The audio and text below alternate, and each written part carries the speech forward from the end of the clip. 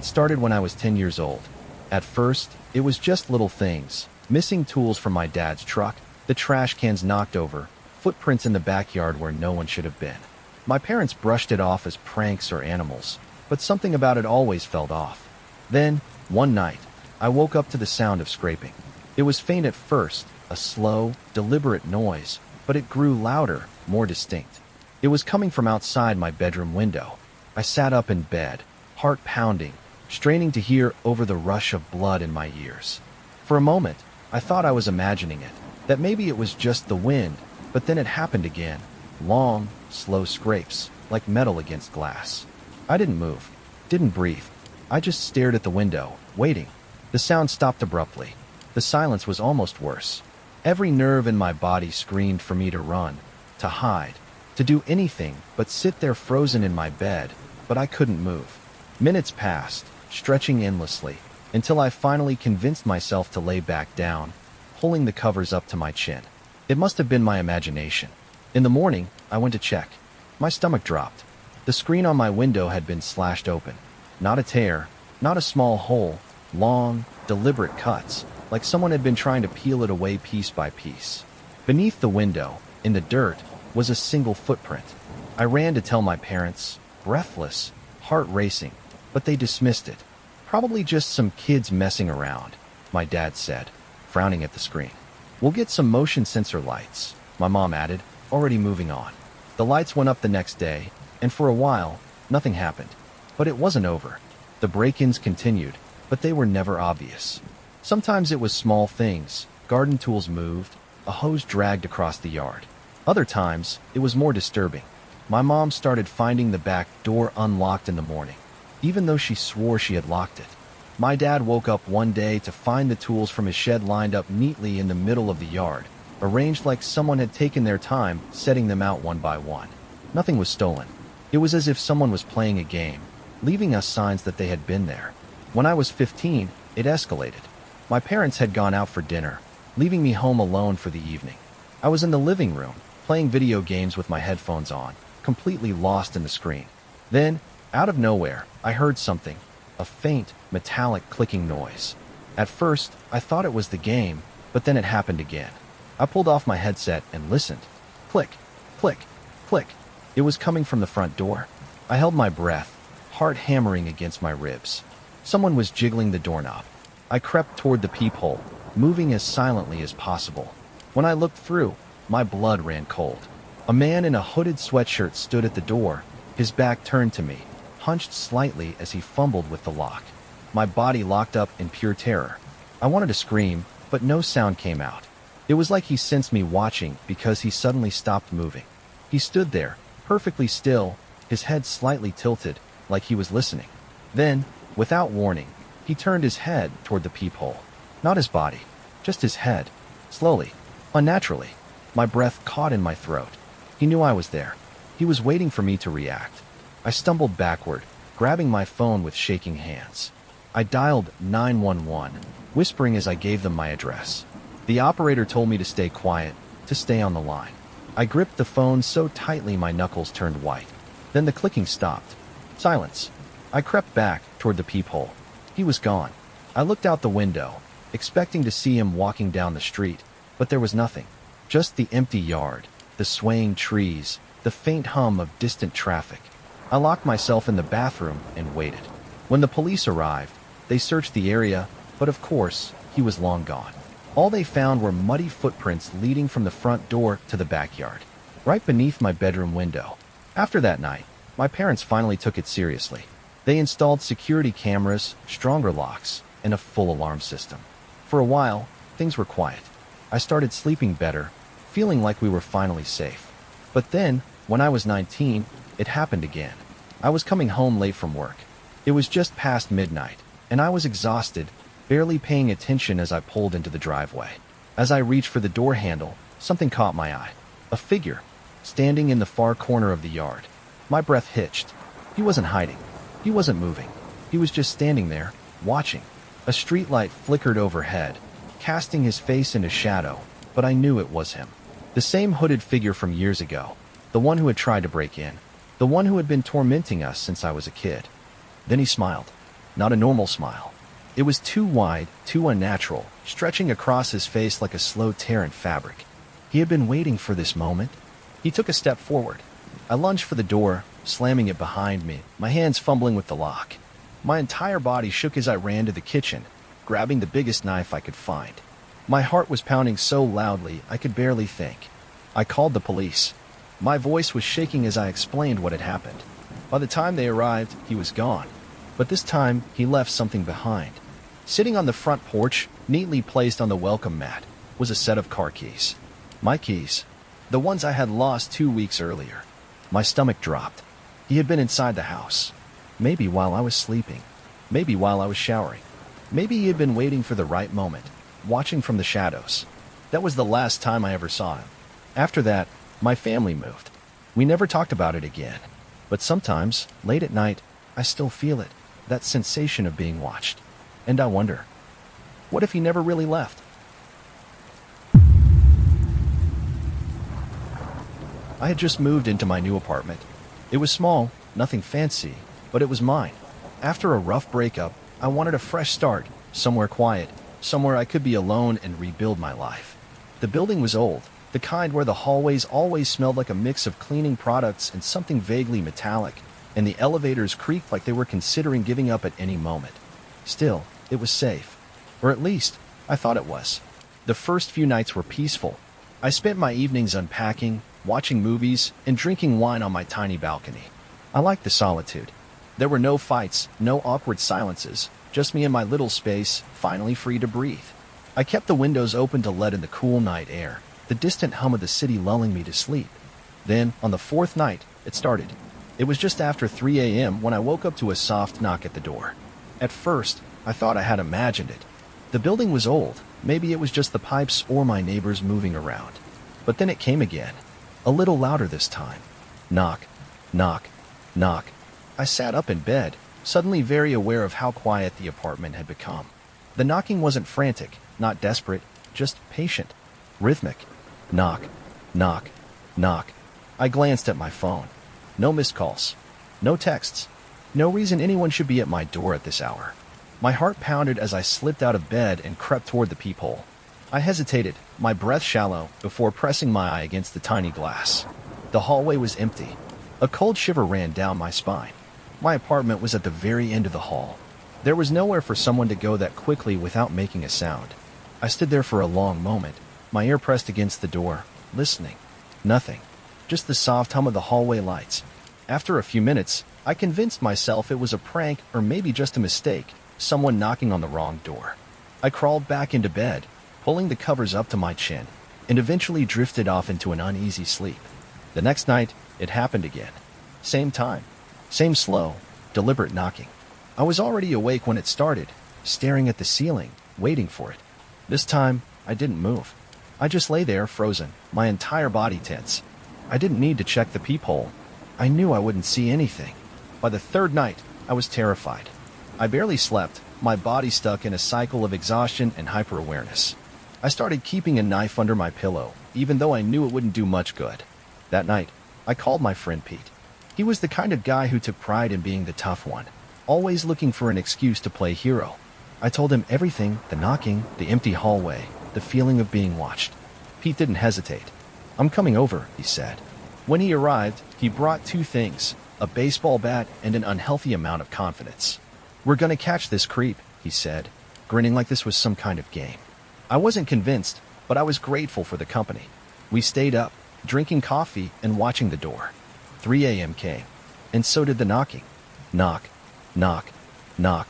Pete motioned for me to stay quiet as he crept toward the door, bat in hand. He pressed his ear against it, listening. Then he quickly yanked it open. The hallway was empty. I felt my stomach twist. Pete stepped out, looking left and right.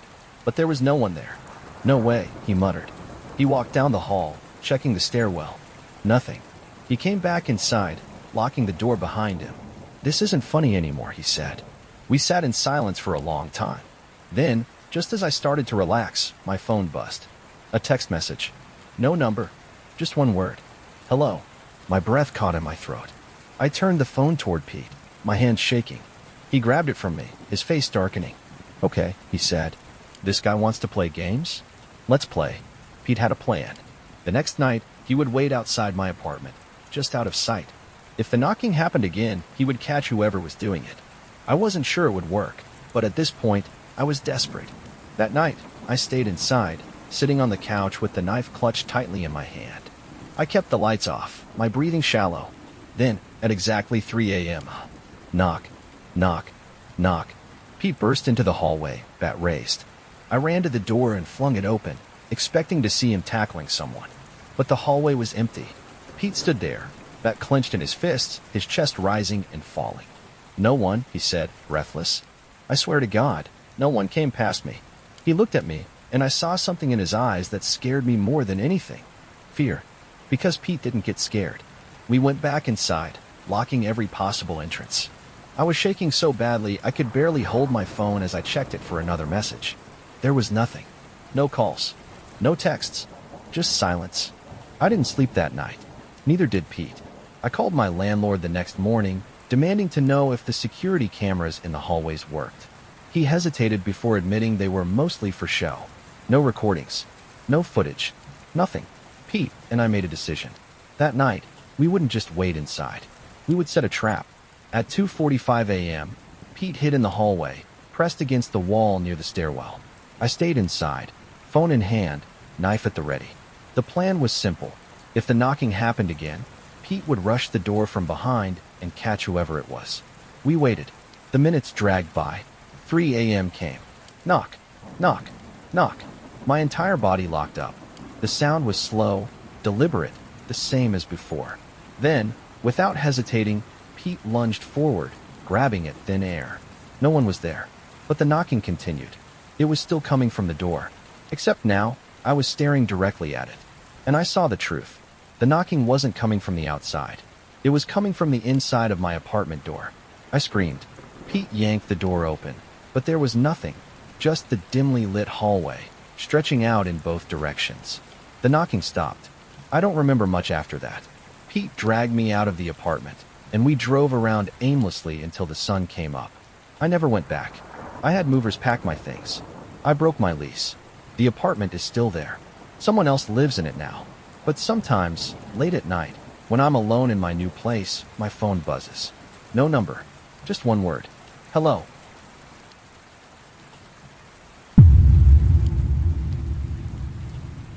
Hitchhiking wasn't something I planned on doing forever, but at 25, I was broke, restless, and had a habit of making reckless decisions. I had been traveling across Canada for a few months, hopping between hostels, crashing on couches, and occasionally taking rides from strangers when money got tight. I told myself it was all part of the adventure. That's how I ended up stranded in Vancouver late one night, sitting in a nearly empty 24-hour cafe, waiting for my morning bus. My backpack was wedged under my feet, my hands wrapped around a cup of cheap coffee that had long since gone cold. The fluorescent lights buzzed faintly overhead, casting a sickly glow over the linoleum floors. The only other customer was a man in the far corner, hunched over a newspaper. He hadn't looked at me once. I was exhausted. My plan was simple: kill time in the cafe until sunrise, then head to the station. I couldn't afford a motel, and there was no way I was sleeping outside in a city I didn't know. I was scrolling through my phone, barely paying attention, when someone sat down across from me. "Hey there," he said. I looked up, startled.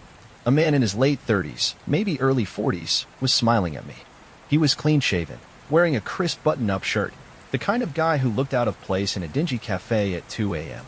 "You traveling alone?" he asked. Something about his question made my stomach tighten. I forced a smile. "Just passing through." He nodded, his smile never faltering. "I saw you earlier," he said, "at the beach." My hands gripped the coffee cup a little tighter. I hadn't been near the beach in hours. "You must be mistaken," I said carefully. He laughed. "No, I'm sure of it. You were sitting on the rocks, staring at the water." I wasn't. I knew I wasn't. But I didn't argue. I just shrugged, pretending it didn't bother me. "Where are you staying tonight?" he asked. I hesitated. "Here for a bit." Then heading to the station. He leaned back in his seat, studying me. "That's not safe, you know. A young woman, alone at night." I forced another smile. "I'll be fine." He nodded, as if considering something. Then, after a pause, he said, "I have a room at a hotel down the street. You're welcome to crash for a few hours." No pressure. Every instinct in my body screamed, but I was exhausted. My back ached from sitting on the stiff cafe chair for so long. And as much as I wanted to pretend I was fearless, the idea of being out on the streets alone made my skin crawl. I hesitated for too long. His smile widened. Just a few hours. You can lock the door. I won't bother you. I should have said no.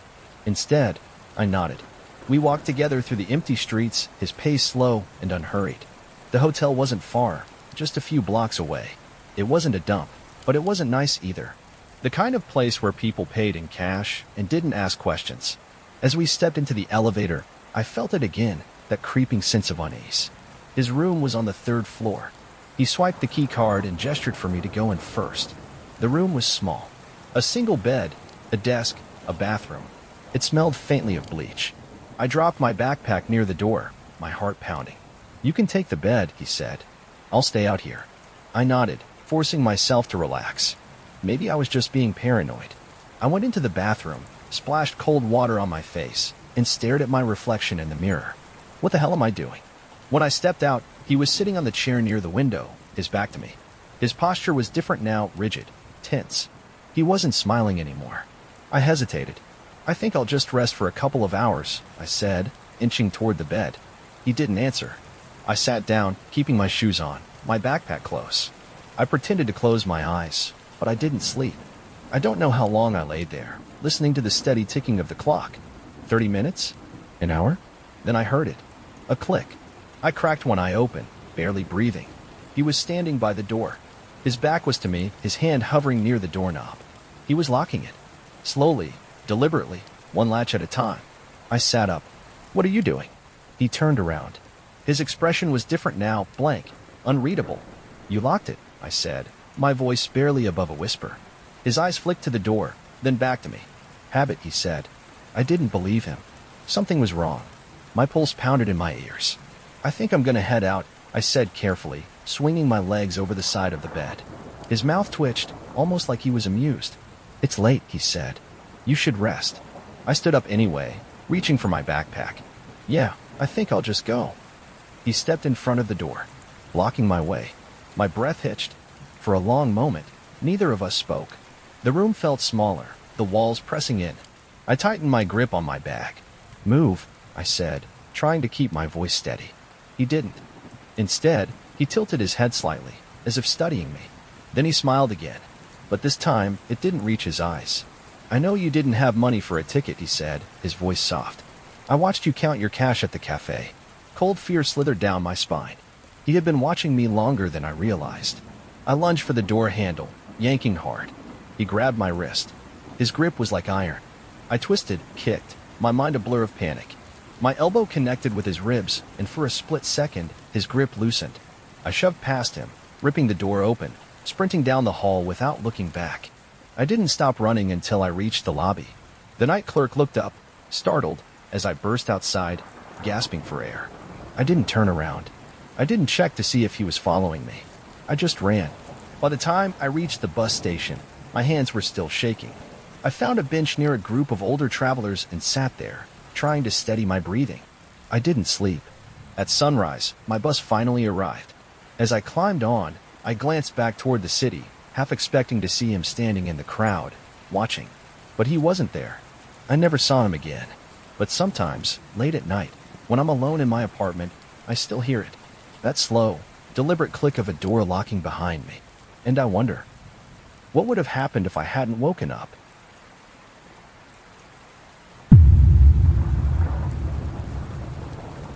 I always knew my girlfriend's father didn't like me. From the moment we met, there was something off about the way he looked at me, like he was trying to see inside my head, trying to uncover some secret only he knew was there. He never smiled, never made small talk, and when he spoke to me, his voice was always low, controlled, and deliberate, as if every word was chosen with great precision. At first, I thought it was just typical overprotective dad behavior. He was a retired soldier, strict, disciplined, and didn't trust easily. My girlfriend, Anna, had warned me that he was intense, but nothing could have prepared me for what was coming. The first real incident happened about a year into our relationship. I had just arrived at Anna's place for dinner when her father suddenly pulled me aside. I know what you are, he said, his eyes locked onto mine. I laughed nervously, thinking he was joking. What do you mean? You put a spell on her, he said, his voice cold. You're controlling her. I stared at him, trying to process what I had just heard. He was dead serious. What? I stammered. She's different. She's distant from me. You did something to her mind. I know what people like you do. I had no idea how to respond. Was this some kind of test? Some weird intimidation tactic? I glanced at Anna, who was busy setting the table, completely unaware of what was happening. I don't know what you're talking about, I finally said. He leaned in closer, his breath hot against my face. You think I don't see it? I know Satanism when I see it. I almost laughed, but there was no humor in his expression. His pupils were slightly dilated, his jaw clenched so tightly I thought his teeth might crack. That night, I told Anna what had happened. She sighed, rubbing her temples. He's getting worse, she said. Worse how? I asked. Paranoid. He thinks the government is spying on him, that the neighbors are undercover agents. He barely sleeps anymore. I wanted to believe it was just paranoia, just an old soldier struggling with whatever demons his past had left him. But it didn't feel like that. It felt personal. Things escalated over the next few months. He started showing up at random places where Anna and I were hanging out, coffee shops, movie theaters, even outside my apartment. He would never say anything. He would just stand there, watching. Then one night, the phone call started. It was always the same. I would answer, and there would be silence on the other end. Heavy, breathing silence. Then, after about 10 seconds, he would whisper, I know what you're doing, and hang up. I told Anna, and she was horrified. We both agreed it was time to distance ourselves from him. We started seeing less of him, ignoring the calls, pretending we weren't home when he came by. But he wasn't the kind of man who liked being ignored. One night, I woke up to the sound of my phone vibrating on my nightstand. 3:17 a.m. I squinted at the screen. A text. Come outside. I felt my stomach drop. It was from Anna's dad. I sat up in bed, my pulse hammering in my ears. Another text came in. Now. I threw the covers off and moved toward the window, my heart pounding so hard I thought I might pass out. I pulled the curtain aside just an inch and felt my blood turn to ice. He was standing in the street, directly under the streetlight, looking up at my window. His hands were in his pockets. His head tilted slightly to the side, his mouth stretched into an unsettling, unnatural grin. I backed away from the window and locked my bedroom door, my breath coming in short, ragged gasps. I didn't sleep that night. The next morning, Anna and I decided we had to cut him off completely. No calls, no visits, nothing. We blocked his number and told her mom what was happening. She was devastated, but she understood. For a while, things were quiet. Then, about a month later, I woke up to a sound I will never forget. It was a soft, slow creaking, like a door being pushed open inch by inch. I opened my eyes, disoriented, my body still heavy with sleep. Then I saw him. He was standing in our bedroom doorway. Anna was still asleep beside me. He was holding a knife. For a second, neither of us moved. I could barely breathe. Then, in a low, guttural voice, he said, She's not yours. I lunged for my nightstand, grabbing the closest thing I could find, my phone, and threw it at his head. The moment of impact snapped him out of whatever trance he was in, and he stumbled backward. Anna woke up screaming as I charged him, slamming my shoulder into his chest, knocking the knife out of his hand. He was strong, too strong. He grabbed me by the throat and shoved me against the wall, his fingers tightening around my windpipe. My vision blurred. I clawed at his hands, trying to break free, but he was relentless. Then Anna grabbed the knife. She didn't hesitate. She drove the blade into his arm, twisting it. He howled in pain, releasing me. I collapsed onto the floor, gasping for air. Anna scrambled to her feet, yanking me up, and we ran. We didn't stop running until we were outside, our bare feet hitting the cold pavement. One of our neighbors, hearing the commotion, called the police. When they arrived, they found Anna's father sitting on our bed, staring at the knife still lodged in his arm. He was smiling. They took him away in cuffs. We later found out that he had stopped taking his medication. His schizophrenia had worsened, and in his mind, I was a demon who had corrupted his daughter. He was institutionalized. I never saw him again. But even now, years later, I still wake up in the middle of the night, expecting to see him standing there in the doorway, watching, waiting. And sometimes, I swear, I hear his voice whispering from the darkness. She's not yours.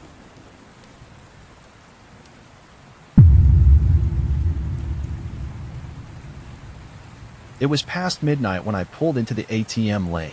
The parking lot was empty except for the flickering streetlights casting long, jagged shadows on the pavement. I had just finished a long shift at work and needed to withdraw some cash to pay my landlord in the morning. My car hummed softly as I rolled to a stop, and for a brief moment, I considered whether stopping at an ATM this late was a stupid idea. I had always been cautious, aware of my surroundings, checking my mirrors, never putting myself in unnecessary danger. But exhaustion had dulled my instincts, and I was too tired to overthink things. I figured I'd be in and out in under a minute. The ATM screen glowed blue in the darkness, asking me to insert my card. I slipped it in, tapped in my PIN, and selected the withdrawal amount. The machine whirred, processing my request. That's when I heard it. A dog barking. It was faint, distant, but there was something strange about it. It wasn't aggressive, not the deep, warning bark of a guard dog. It was slow, deliberate, almost human. I glanced in my rearview mirror. The parking lot was still empty.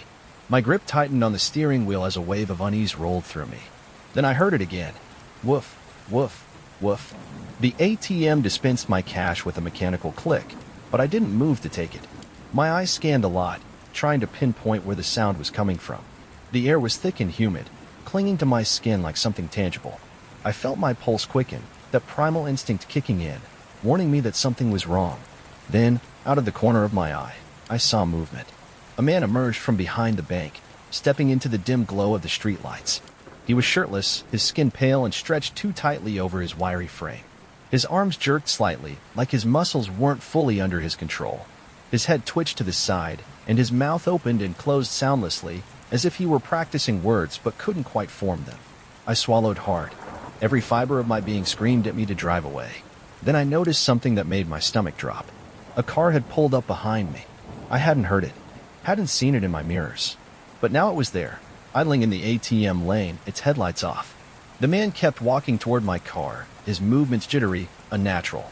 His lips curled into a wide grin. And then, in that same slow, distorted voice, he barked. Woof, woof, woof. I couldn't breathe. I glanced at the car behind me, my hands clenching the steering wheel. The windows were tinted too dark to see inside. No one had gotten out. No movement. Just waiting. Trapped. The man was only a few feet away now. His head twitched again, and then he lunged at my car. I slammed the gas, my tires screeching against the pavement. The ATM receipt flew onto the floor as I shot forward, barely missing the curb. In my rearview mirror, I saw the man collapse onto all fours, his limbs bending at impossible angles. Then he crawled, fast, toward the car behind me. The car's headlights flashed on, and it peeled out of the lot in the opposite direction, tires screeching. I didn't stop driving until I was miles away, my breath coming in ragged gasps. I pulled into an all-night gas station and sat there for a long time, my hands shaking.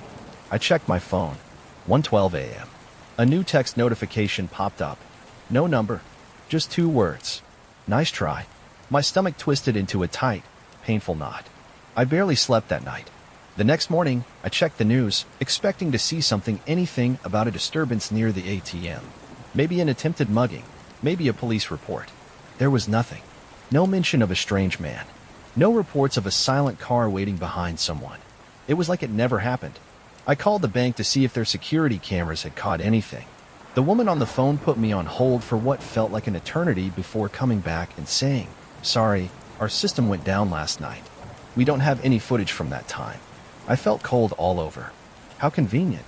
For days after, I couldn't shake the feeling that something was still watching me. I kept checking my mirrors when I drove. I double-locked my doors at night. Every time I heard a dog bark, my body seized with panic. And then, exactly 1 week later, I woke up to a faint noise outside my apartment window. I lay there, frozen, listening. A slow, rhythmic knocking against the glass. Tap, tap, tap. I didn't want to look, but I had to. My breath hitched as I turned my head toward the window. Standing on the fire escape, pressed against the glass, was the man from the ATM. His face was too close, his breath fogging up the glass. And then, he barked. I scrambled backward, falling out of bed, my heart slamming against my ribs. I lunged for my phone, my hand shaking so badly I could barely dial 911. By the time the police arrived, he was gone. The officers checked the fire escape but found no footprints, no signs of forced entry. My landlord swore that the fire escape was locked from the outside. There was no way someone could have climbed up without a ladder. But I knew what I saw. And then, before they left, one of the officers glanced at me and said, "Weird. You're the third person this week to report something like this." A cold wave of fear crashed over me. It wasn't just me. I wasn't the only one. I moved out of that apartment a month later, but the fear never really left. Even now, years later, I still get texts from blocked numbers at random hours. Always the same two words. "Nice try." And sometimes, in the dead of night, when the world is quiet and I think I'm finally safe, I hear it again. A slow, deliberate woof, woof, woof. And I know he's still out there, watching, waiting.